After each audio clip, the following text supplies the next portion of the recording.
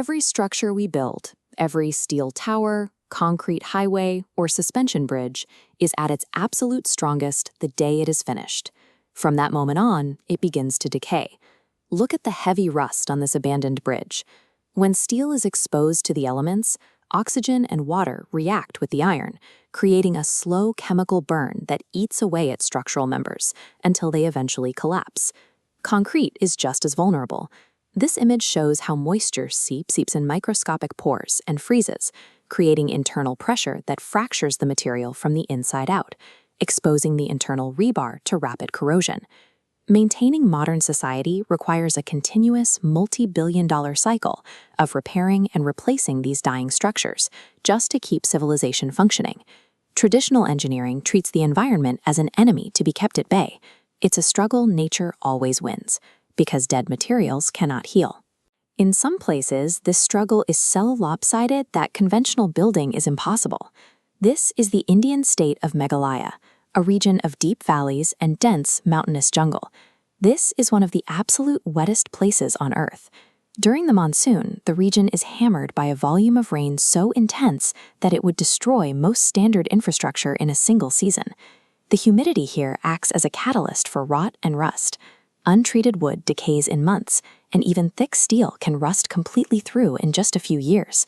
Yet, the indigenous communities living in these valleys must cross raging, flooded rivers to survive. Because dead materials fail so quickly, they had to stop building and start growing.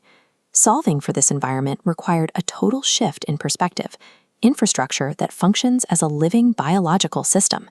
This is the result: the living root bridges of Meghalaya.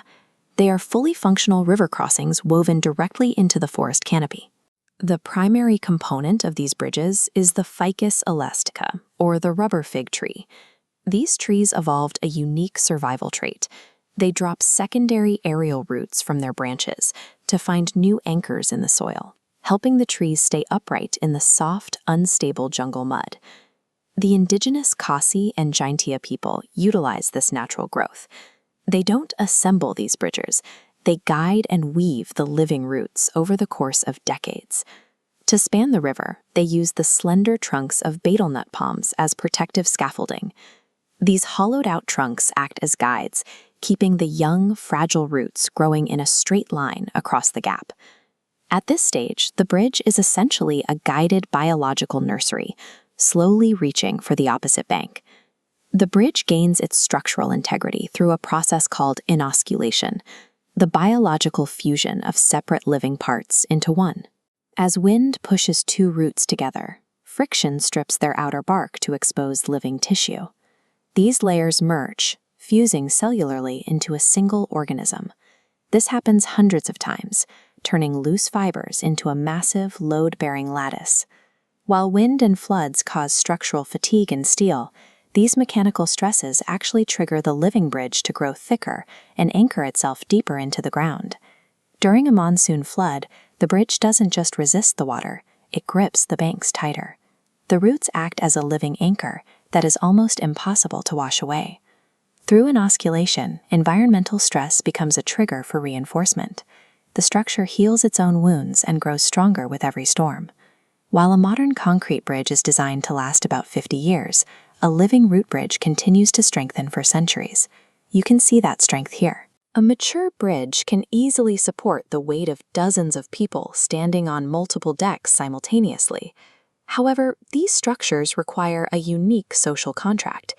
Because they take decades to mature, the generation that plants the tree will never be the one that crosses the finished bridge. It is a slow, deliberate timeline of growth that transforms a sapling into a piece of massive infrastructure. Building infrastructure that actually improves with age requires an investment of patience and generational foresight. This ancient practice stands in sharp contrast to our current global infrastructure crisis. Modern engineering typically extracts resources from the environment to build temporary objects. The Meghalaya approach collaborates with the environment to create something permanent. The core principle found here, where mechanical stress triggers structural reinforcement rather than decay, offers a potential lesson for modern material science. If we can adopt this biological logic, we could design cities that respond to their environment with growth instead of failure. Resilience is the ability of a structure to adapt with the world, rather than fighting to remain static against it.